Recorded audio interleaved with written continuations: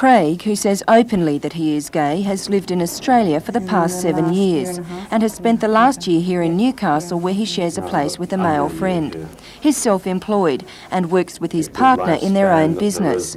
Craig has known for the past 3 years that he was carrying the AIDS virus, but says it took some time for the full ramifications to hit home. It didn't seem to hit home to me that really being positive does mean a lot in terms of looking at yourself and making sure that you do make necessary adjustments to cope with that in terms of lifestyle and attitude.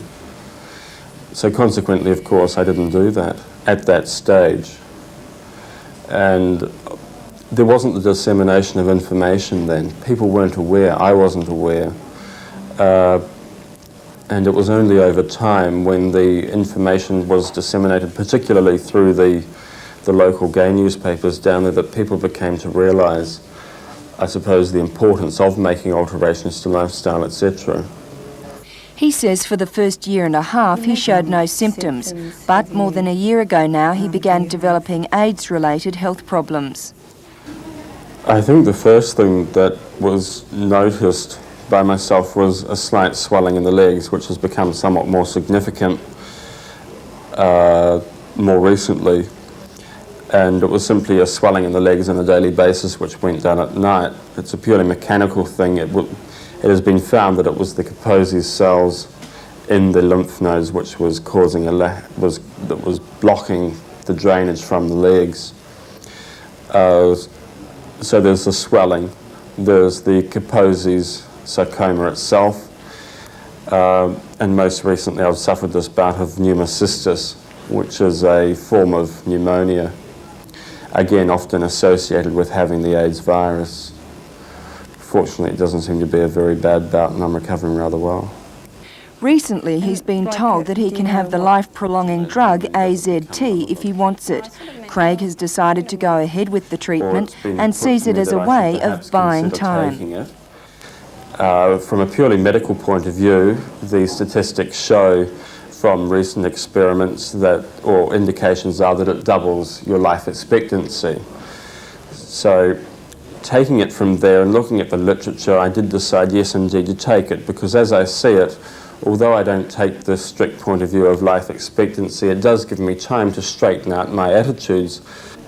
Many AIDS sufferers take a very gloomy attitude when they find out that they have the disease, but that's not Craig's approach at all.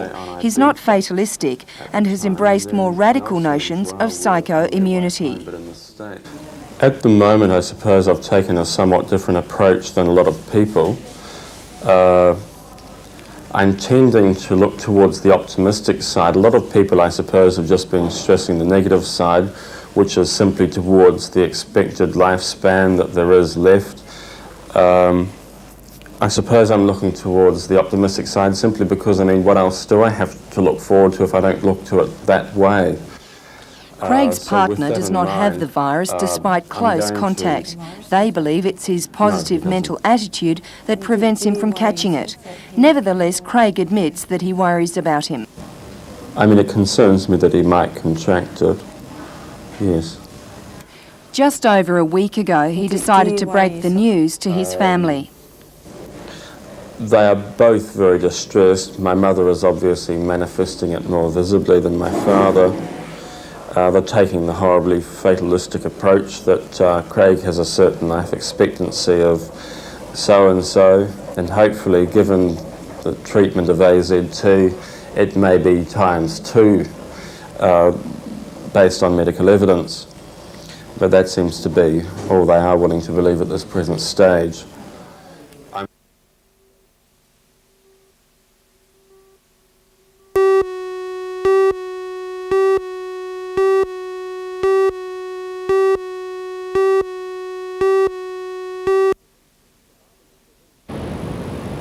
The Bar Beach Pavilion as we know it today was built during the Depression years and officially opened in October 1933.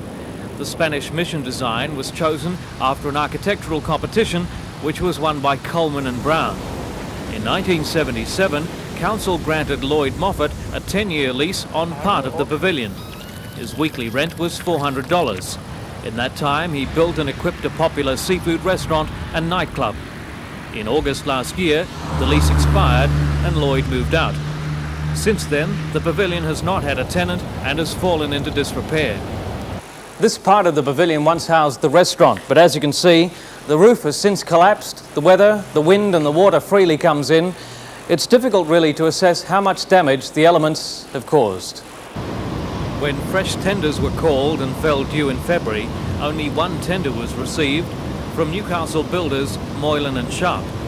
The company wants to demolish the old pavilion and replace it with a new facility at no cost to council. However, the National Trust has nominated the building for classification and says it opposes any plans to have it demolished.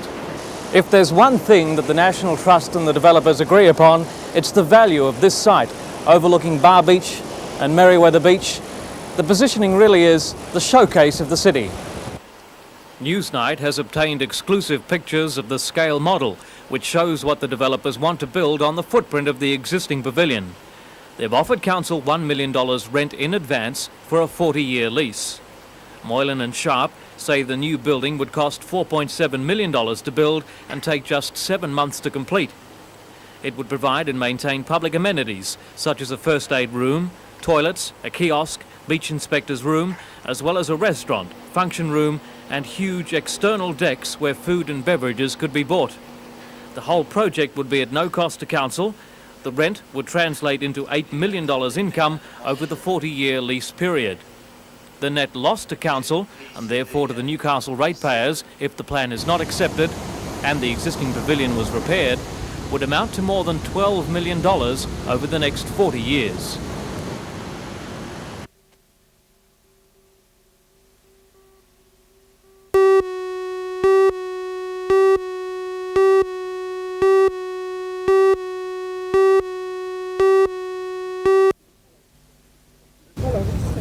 This week, the future of tertiary education in the Hunter. Once again, the debate is running hot on the issue of amalgamation. Should the University of Newcastle merge with the Hunter Institute of Higher Education? And meet Derek Fowles, that hilarious character from Yes Minister, with TV soapy star Abigail, together in a new theatre production.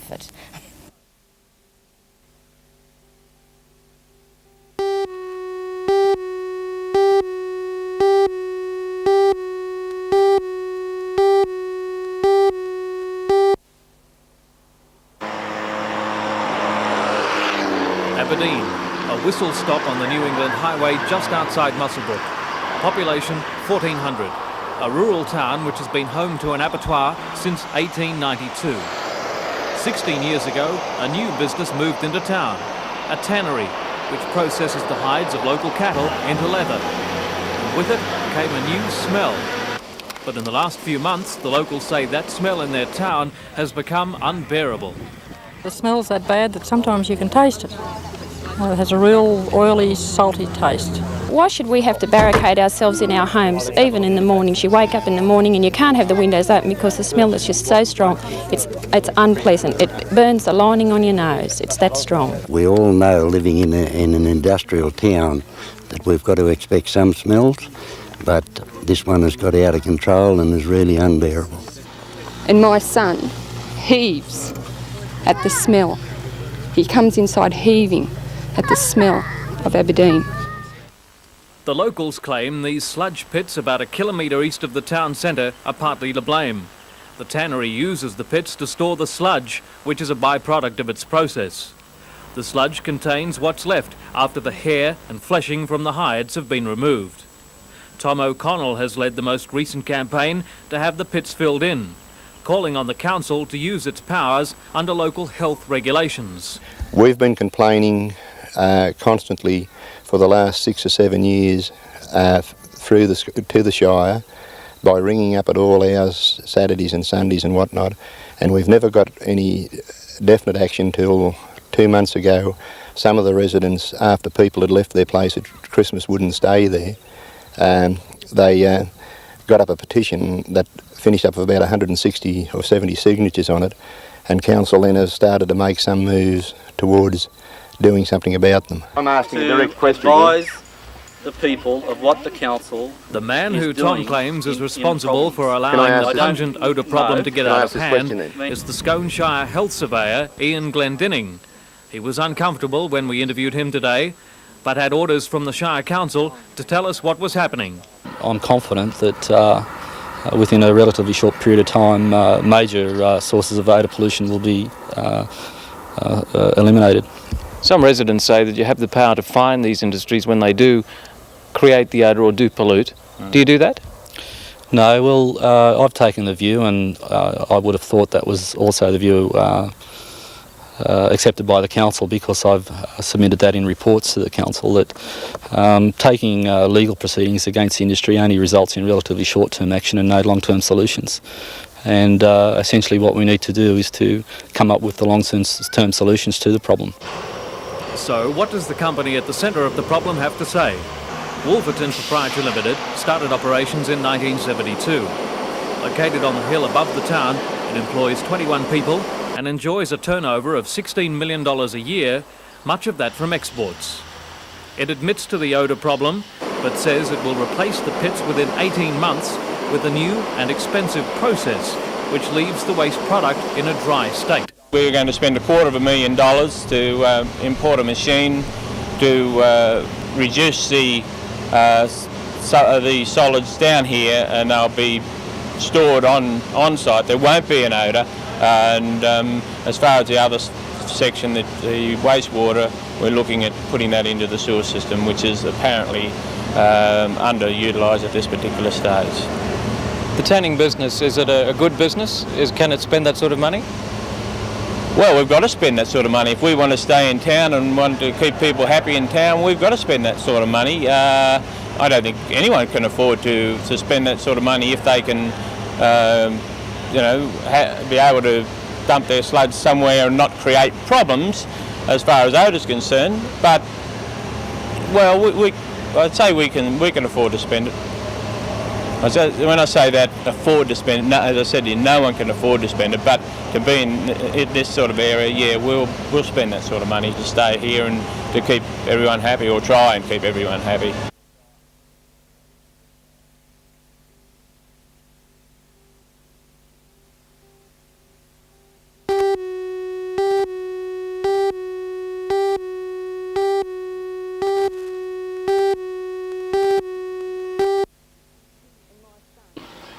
And my son heaves at the smell. He comes inside heaving at the smell of Aberdeen. You say that there's some problem with the values of the properties. Any estimate?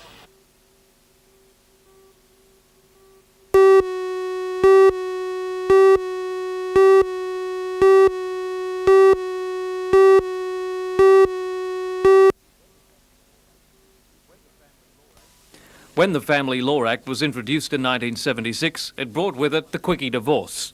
12-month separation is all that's needed, and no fault is attributed to either the man or the woman. It moved the legal concern to property settlement and maintenance for children. Early critics claimed the law made a mockery of the belief in marriage for life. Others hailed it as a breakthrough in social engineering. What about those that have dealt with the reality of the family court? What do they have to say about it? By the time you've come to separate from your husband or wife and get a divorce, I think you've probably been through a lot of very difficult times, and so you're dealing with people who are strangers in a situation which is dissolving a very, very personal relationship, and in some cases a very long-standing relationship, and it's a very difficult thing, I think, for everyone involved, and you're asking strangers really to decide things that are going to affect your life. Elizabeth is a mother of 4. She was divorced just 6 months ago, the property settlement not yet resolved. For her, the greatest pain has been involving the children in the custody battle. I was hoping that the children would be able to have both a mother and a father who loved them. It's naturally the ideal situation. But unfortunately, I think often they are used as pawns. Yes, they've effectively divided my family.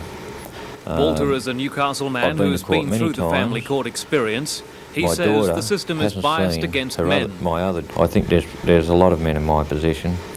The effect it has on your life, you're always preparing for court cases because there's so many of them. and all the little things that happen in between. And then you've got to change your lifestyle. Where before you were just doing hard work and going to work. In my case, I was running a business, and it was a good business. And then I lost all that because I had to take care of the children that I was left with. And I went on supported parents pension, which was the only thing available for me. That's not much help either. But the thing is, the trauma of that and having to do all the washing and ironing and learn all these skills that I never bothered with before, it's been very hectic. And I've made a lot of mistakes, I admit, but I've just done my best. Have you been angry at the system at all? I've been very angry. Newcastle boasts a brand new family court building in Bolton Street. As 1 in 4 marriages end in divorce, upwards of 800 cases are handled by the Newcastle Registry each year. In 79% of the cases, the mother gets the children. But if the custody case is contested, 41% of fathers win. The Newcastle Registrar of the Family Court says there is a hidden success rate. For example, it's not widely held that there are 95% of the cases that come to the court are dealt with through the court system and don't result in a court hearing. When you really think about it, that's a phenomenal success story. Of the remaining 5% that go to court, the great bulk of those pass without real incident, and then there are a proportion of the cases that go to a hearing which become high profile, and those are the ones the public get to hear about, and those are the ones the public make their judgments about the court about. And in many respects that's unsatisfactory. Nothing we can do about that. It's just the nature of the thing. In April, some dramatic changes to the law came into force. In the area of maintenance, most men can expect to be paying more, with the taxation department policing the collection. It's a conscious action by the government to take the burden for these children away from the taxpayer and place it on the parents, where I think it would be very hard to argue that it doesn't rightfully belong.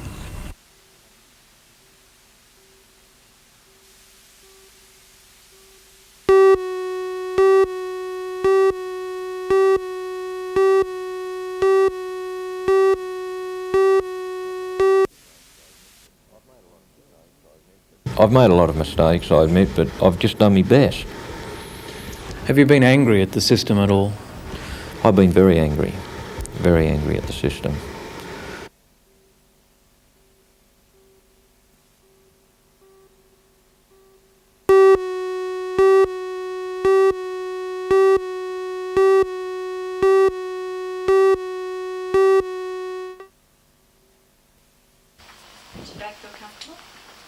Yeah, I need to get spread to my T9 vertebra and down to the sacral region of my spine, as well as showing up again under my right arm, my left rib cage and my right lung.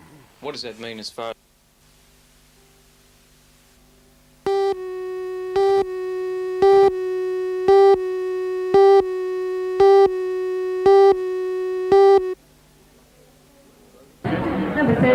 Although she may not look like it, Kim Curtis is a student with special needs.